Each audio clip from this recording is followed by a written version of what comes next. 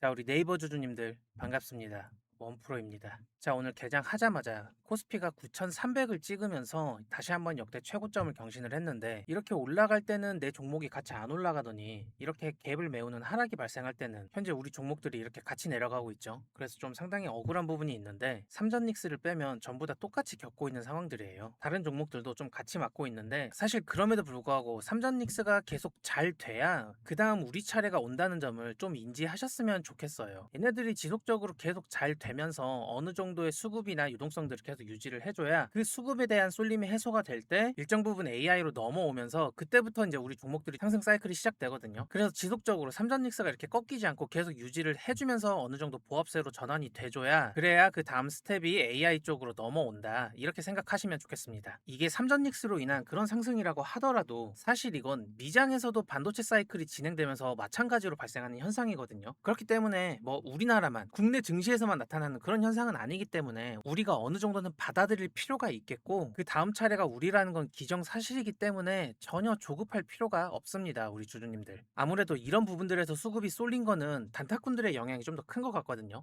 사실 이러한 조정이 만들어지고 다시 상승이 만들어지는 형태는 여기에서 장기 투자자들이 일부 수익 실현을 하고 여기에서 들어온 수급은 대부분 다 단타 물량일 거란 말이에요. 그래서 이 구간에서 한 번은 익절이 나갔을 거고, 그래서 이 음봉이 나온 거고, 다시 여기에서 수급이 들어오면서 밀어 올린 건데, 이것도 마찬가지 장기 투자자들의 수익 실현 물량일 거이기 때문에 여기서 우리가 노려야 할 거는 이 장기 투자를 하는 사람의 수익 실현 물량이 이제 앞으로 어떠한 섹터로 이동을 하느냐, 그게 관건일 텐데, 결국에는 반도체와 직접적으로 연관된 AI일 확률이 높다. 그래서 종합적으로 이 반도체 사이클을 만들고 있는 그런 장기 투자자들의 익절 물량을 단타꾼들이 받아주고 있고, 이 사람들의 수익 물량이 AI 모멘텀으로 다시 들어올 거이기 때문에 우리는 이런 단발적인 주가 흐름이나 좀 매크로적인 부분들에 대해서 좀 크게 흔들릴 필요 없이 지속적으로 강화되는 펀더멘탈만 믿고 계속 기다리면서 인내하면은 달콤한 열매를 취할 수 있는 그런 상황들이 충분히 발생하거든요. 그래서 지금 주가가 살짝 지지부진한 것도 제가 앞서 영상에서 설명드렸던 것처럼 이렇게 살짝 횡보세를 유지하면서 힘을 모은 뒤에 이 힘이 본격적으로 수급이 들어왔을 때, 그럴 때 상방으로 이렇게 발산해 줄 수 있는 그런 가능성을 보고 있다라는 거죠. 그게 솔직히 상반기에는 조금 어려워 보이는 건 사실이에요. 이제 상반기가 마감되고 있기 때문에. 그래서 일정 기간 힘을 모았다가 하반기쯤에 다시 상방 발산을 보여주는 그런 흐름을 기대하고 있기 때문에 우리가 조금은 펀더멘탈을 믿고 엉덩이 무겁게 좀 지켜보고 있자라는 거죠. 여기에서 힘을 얼마나 모으느냐에 따라서 위로 발산하는 힘이 또 결정되기 때문에, 힘을 많이 모은다라고 해서 꼭 나쁘게 볼 필요는 없습니다. 우리 주주님들. 그래서 오늘은 우리 주주님들에게 직접적으로 도움이 될 만한 그런 펀더멘탈적인 새로운 소식을 하나 가지고 왔는데요. 아직 원프로 채널 구독과 좋아요 안 누르신 주주님들은 한 번씩 눌러주시고요. 이렇게 제가 한 종목만 집중해서 브리핑 해드리고 있는데, 솔직히 이런 유튜버 별로 없거든요. 우리 주주님들이 구독과 좋아요를 많이 눌러주시면 제 채널이 우리와 같은 종목을 투자하는 그런 진성 투자자분들에게 놀이터가 될 수도 있어요. 저도 우리 주주님들과 함께 가는 투자자로서 솔직히 토론할 공간이 없거든요. 그러니까 제 채널에서 투자 이야기도 하면서 차트적인 부분이나 AI 모멘텀 관련해서 그런 사업 진행 내용이나 인사이트를 얻어가시면 우리 주주님들에게도 좋잖아요. 이렇게 제 영상을 클릭하시고 지금 제 말을 듣고 계시는 것도 인연인데, 구독을 한번 눌러보시고 제 이야기를 끝까지 들어보신 다음에 그럼에도 불구하고 하나도 도움이 안 된다, 쓸데없는 이야기만 늘여놓고 있다, 그렇게 느껴지신다면 그때 가서 구독 취소하시고 저 차단하셔도 좋으니까 일단 제 영상 끝까지 한번 보시면서 제가 드리는 말씀들 한번 들어보시면 저는 정말 우리 주주님들에게 도움이 되는 그러한 정보들을 드린다고 자신할 수 있습니다. 그러니까 지금 구독 먼저 눌러보시고 제 이야기 한번 끝까지 들어보시고 그 다음 평가를 영상 말미에 해주시면 제가 겸허히 받아들이도록 하겠습니다. 아시겠죠? 일단 기본적으로 우리 주주님들이 잘 알고 계시겠지만, 현재 지금 정부에서 한성숙 장관을 국무총리로 내정한 데에 이어서 국방부를 비롯한 여러 공공기관 그리고 지자체들까지 포함을 해서 다 AX 대전환을 시도하고 있잖아요. 이렇게 업무에 AI를 도입하는 게 단순히 기업에서만 지향하는 것이 아닌 이제는 국가 전반적인 그런 사업 모델이 됐거든요. 그런데 여기에서 우리가 흔히 AI라고 하면은 스마트폰에 있는 앱이나 컴퓨터 프로그램 같은 그런 소프트웨어만 생각을 하는 게 보통이잖아요. 그런데 지금 AI 판도가 완전히 바뀌고 있습니다. 이제는 컴퓨터 뒤에 숨겨진 전기나 물, 땅, 그리고 통신망 같은 그런 물리적인 인프라 싸움이 된 거예요. 세계에서 제일 비싸고 똑똑한 빡빡한 컴퓨터 부품, GPU죠. 이거를 수만 대 사오더라도 그걸 꽂을 전력망, 콘센트죠. 그게 없으면 GPU는 그냥 단순한 쇳덩이일 뿐입니다. 자, 그래서 이 기사에 대한 내용을 제가 좀 정리를 해드리고 싶은데 기사 내용이 좀 많고 내용이 어려우니까 하나씩 적어가면서 설명을 드릴게요. 자, 그래서 말씀드렸던 것처럼 AI 패러다임 자체가 소프트웨어 개발 쪽에서 이제는 좀 환경적인 그런 물리적인 인프라를 얼마나 잘 갖추냐 이러한 형태로 전환하고 있거든요. 그래서 그 모델이 얼마나 정교하냐 얼마나 똑똑하냐는 앞으로 기본적으로 갖춰야 되는 거고, 이제는 뭐 전력망이나 냉각수, 토지, 물류, 통신망까지 이 소프트웨어를 얼마나 물리적으로 안정적으로 잘 유지할 수 있냐, 이 기반이 기초적인 체력이 더 중요한 요소로 평가받게 되는 거죠. 앞서 말씀드렸던 것처럼 GPU를 아무리 확보해도 이게 결국에는 전력이 못 버티면은 가지고 있는 게 아무런 의미가 없게 되는 거예요. 서버 자체가 운영이 안 돼 버리니까. 그리고 공장 지을 땅을 구해놔도 나라에서 거기 전기 못 보내줍니다 이래 버리면 공사는 시작도 못 하는 거죠. 전기가 발전소와 송전선 없이는 전혀 흐르지 못하는 것처럼 앞으로 AI도 안정적인 인프라 위에서만 돌아가는 그런 공간 설계의 영역으로 넘어오게 된 겁니다. 요즘 뉴스에 데이터 센터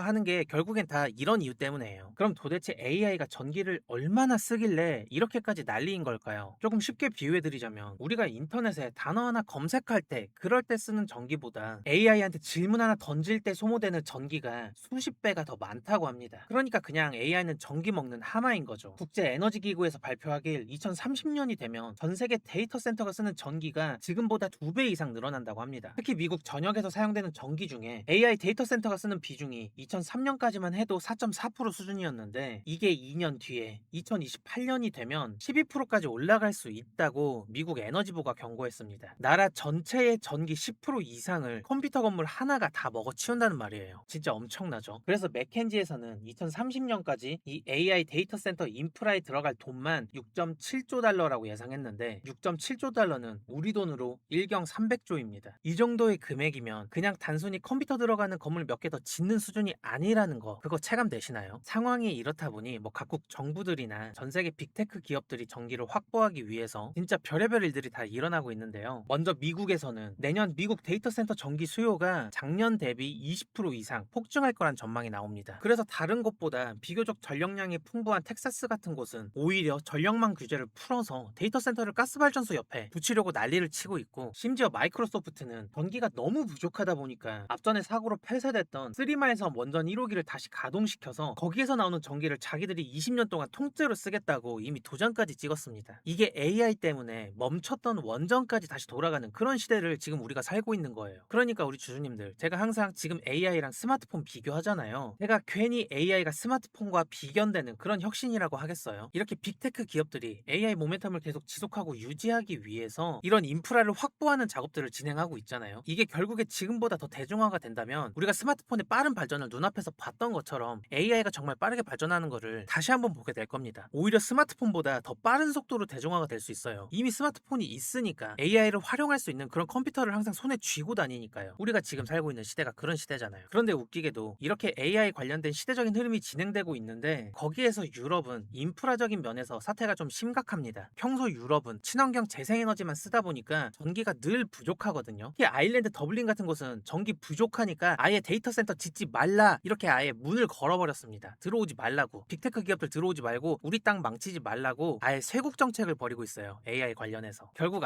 아마존조차도 유럽의 데이터 센터를 다 지어놓고 전기선 연결하는 데만 7년이 걸릴 것 같다고 이렇게 하소연을 하고 있다니까요. 두 손 두 발 다 들었어요. 이제 땅값보다 전기를 언제 넣어줄지가 더 중요해진 거죠. 그래서 구글이랑 마소는 아예 그냥 재생에너지를 장기적으로 계약해버리고 그냥 갖춰지는 대로 인프라를 만들 계획이라고 합니다. 어쨌든 여기에서 핵심은 땅 그 자체가 아니라 여기에 전력망을 연결할 수 있는 가능성이 있냐, 그럼 시간이 얼마나 걸리냐, 오래 걸리더라도 전기가 들어올 수 있는 이 부지를 확보를 하고 전기가 다 연결될 때까지 기다리겠다, 우리가 인프라로 만들 수 있는 그런 토지로 찜해 놓겠다, 이거인 거죠. 그러다 보니 사실 북미나 동아시아에서 AI 인프라가 많이 발전되고 기술 경쟁력에서 치고 나간다면 유럽과 아시아의 격차가 지금보다 더 벌어질 수도 있습니다. 제가 이 말을 괜히 하는 게 아니라 인도도 재생에너지를 주력으로 사용하거든요. 인도에 있는 에너지 대기업 아다니 그룹이 대규모로 친환경 발전소를 지어서 본인들만의 독자적인 AI 데이터 센터를 만들겠다고 그렇게 선언을 했습니다. 이게 결국은 남의 나라 기업이나 그 기술력에 종속당하지 않고 디지털 주권을 확보하겠다는 그런 움직임이거든요. 이 부분이 제가 여러 영상에서 지속적으로 언급드렸던 소버레인 AI죠. 결국에는 자국 영토 내에 AI 데이터 센터가 확보돼 있어야 각국 문화권에 맞는 그런 AI가 발전할 수 있다는 뜻입니다. BCG에서는 최근 전기를 40메가와트 이상을 쓰면서 컴퓨터 서버가 수만 대씩 들어가는 그런 초대형 시설을 하이퍼스케일 데이터 센터라고 정의를 했는데요. 이거를 조금 더 쉽게 말하면 축구장 수십 개만큼의 공장을 표현하는 그런 단어가 생겼다, 이렇게 보시면 되고, 이 데이터 센터의 규모가 이 정도까지 덩치가 커지다 보니 이제 AI 데이터 센터는 단순히 기업들끼리 하는 경쟁을 넘어서서 뭔가 국가적인 전략 문제로 확대돼 버렸어요. 그래서 지금 우리나라도 현재 국내 데이터 센터의 60% 이상이 서울과 수도권에 몰려 있다 보니 쏠림이 심한 상황입니다. 한국도 마찬가지로 2028년까지 매년 전력 수요가 11%씩 늘어날 전망이거든요. 안 그래도 서울 미어 터지는데 여기에 전기 먹는 하마들이 다 몰려 있으면 그 전력망이 버텨내겠습니까? 결국에는 과부하가 걸리겠죠. 몇 년 전에 카카오 데이터 센터에 불러서 하루 종일 카톡 먹통됐을 때 기억하시죠? 그 사건이 국가적으로나 기업적으로나 전력 문제의 심각성을 인지하게 되는 트리거가 됐었고, 그 뒤로 네이버는 세종시에, 그리고 카카오는 안산에 대규모 데이터 센터를 지으면서 지방으로 분산을 시도하고 있습니다. 그리고 우리 정부와 국회도 이게 국가 생존이 걸린 아주 중대한 문제라는 것을 알아차린 거죠. 그래서 지난 5월에 인공지능 데이터 센터 산업진흥에 관한 특별법이 국회 본회의를 통과했는데, 이제 AI 데이터 센터를 단순한 민간 건물이 아니라 도로나 철도 같은 그런 국가 핵심 기반 시설로 명문화하고 나라가 직접 관리하겠다는 겁니다. 데이터 센터를 지을 때 가장 중요한 전기나 냉각수, 통신망 이런 것들을 안정적으로 공급할 수 있는 그런 명당 자리를 나라가 직접 설계하겠다는 소리예요. 결국에는 이제 AI 데이터 센터에 관련된 내용은 대기업에서만 자체적으로 해결할 수 있는 문제가 아니게 됐습니다. 다만 안정적인 인프라 구축을 위해 정부가 해결해야 할 숙제도 몇 가지 보이는데요. 먼저 첫 번째는 컴퓨터 다 들어오고 나서 전기선을 깔면 정말 늦습니다. 전력망부터 미리 넉넉하게 깔아두어야 그래야 병목 현상이 안 생기겠죠. 두 번째는 컴퓨터가 밤낮으로 돌다 보면 어쩔 수 없이 열이 발생하는데 이거를 식히려면 진짜 많은 물이 필요하거든요. 그래서 지역 환경을 해치지 않으면서 물을 공급할 만한 그런 명확한 기준이 필요하겠고, 세 번째는 재생에너지만으로는 24시간 내내 데이터 센터를 가동하기엔 전력이 턱없이 부족할 수밖에 없어요. 태양광은 해지면은 의미 없고 풍력은 바람이 안 불면 멈추기 때문에 결국 ESS 시스템을 결합해서 24시간 내내 안정적으로 전기를 공급하는 그런 모델을 우선적으로 만들어야겠죠. 그리고 마지막 네 번째로는 너무 무계획하게 데이터 센터를 짓다 보면 그 지역 주민들과 갈등만 생길 게 뻔하거든요. 그래서 정부가 딱 구역을 정해서 AI 산업단지를 조성하는 게 가장 확실한 방법으로 보입니다. 본론적으로 우리 주주님들이 아셔야 할 부분은 앞으로 AI 데이터 센터가 단순히 컴퓨터 서버를 들이는 창고가 아니라는 점입니다. 전기망과 통신망, 친환경 에너지, 그리고 반도체 공장과 물류망이 한 곳에 묶이는 그런 핵심 전략 기지가 될 거고, 이 기지를 중심으로 대한민국의 새로운 산업축이 만들어져서 궁극적으로 지역 인프라 변화와 인구 이동이 발생하고 국토의 전반적인 모양새가 전부 다 바뀌게 될 겁니다. 이 부분을 좀 더 심도 있게 받아들여서 이걸 주식시장 관점에서 봤을 때 이제 AI 수혜주를 찾을 때는 빅테크 기업뿐만 아니라 뭐 전력 설비나 원자력 발전, 뭐 전선, 냉각 시스템 이런 기업들도 같이 눈여겨봐야겠죠. 제가 다시 한번 말씀드리지만 스마트폰의 빠른 대중화를 절대 잊지 마시길 바랍니다. 우리 주주님들, 이거를 의심할 수는 있어요. 하지만 그 의심으로 투자를 하지 않으면 그 잠깐의 의심 때문에 앞으로 우리 주주님들의 10년, 20년이 바뀔 겁니다. 적어도 우리 주주님들이 이 AI 모멘텀에 탑승하셔서 자식들한테 돈 안 벌리고 편안한 노후를 즐기시면서 손주들에게 용돈도 넉넉히 줄 수 있는 그런 결과물들을 충분히 기대할 수 있는 산업군인데, 지금 주가가 잠깐 아쉽다고 그대로 털고 일어나 버리시면 절대 안 된다는 말입니다. AI에 미국 M7이 붙어 있고 국내 대기업들이 너도 나도 할 것 없이 붙어 있고 각 국가들의 정부 부처들이 붙고 있습니다. AI 버블이라는 말은 이미 3년 전에도 나왔었잖아요. 근데 버블인가요? 아니잖아요. 오히려 AI로 인해서 반도체 슈퍼사이클이 시작됐어요. 처음에는 컴퓨터 코드 한 줄에서 기술적인 경쟁이 시작됐지만 최종적인 패권은 이 인프라를 어디에 어떻게 배치하느냐 이런 공간 전략에서 완성될 거고, 이걸 단순히 기업들의 산업 정책으로만 볼 것인가 아니면 국가의 명운이 걸린 인프라 전략으로 볼 것인가, 이 선택이 앞으로 우리 대한민국의 미래 경쟁력을 좌우할 건데, 그리고 우리는 그 미래 경쟁력을 알아보고 미리 투자한 그런 선구자들이잖아요. 충분히 우리 주주님들 스스로에게 자랑스러워 하셔도 되고, 잠시 주가가 밀려서 물려있는 거 그거 시간이 지나면 전혀 문제될 게 없습니다. 이제껏 겪어보셔서 아시잖아요. 반도체 사이클 보셨잖아요. 그러니까 우리는 AI 모멘텀을 좀 믿고 그리고 펀더멘탈을 믿고 물량을 모아가면 그만입니다. 차트적으로 해석했을 때 진입할 만한 자리들을 주면 그냥 그 자리에서 더 담으면 되죠. 제가 다 분석해드리고 해석해드리잖아요. 전혀 문제될 거 없으니까 우리 주주님들 너무 걱정하지 마시고, 비록 좀 지루한 흐름이 이어지더라도 굳건하게 자리 지키시면 제가 매일 좋은 좋은 소식들을 들고 우리 주주님들께 인사드리러 오잖아요. 우리 주주님들께 다 알려드리잖아요. 그러니까 아직까지도 구독, 좋아요 안 누르신 우리 주주님들은 꼭 구독, 좋아요 눌러주시고요. 제가 AI 데이터 센터에 대한 인프라에 관한 설명을 드렸었는데 더 깊게 말씀드리고 싶지만 분량이 좀 너무 길어지는 것 같아서 오늘 영상은 여기서 마무리하겠습니다. 제가 매일매일 이런 펀더멘탈적인 이야기나 혹여나 이슈가 없을 때는 차트적인 이야기로 제가 우리 주주님들의 궁금증을 해소해드리고 있으니까 구독, 좋아요 그리고 알람 설정까지 눌러두셔서 항상 영상 빠르게 받아보시길 바랄게요. 아시겠죠? 이번 영상도 끝까지 시청해주셔서 정말 고맙습니다. 원프로였습니다.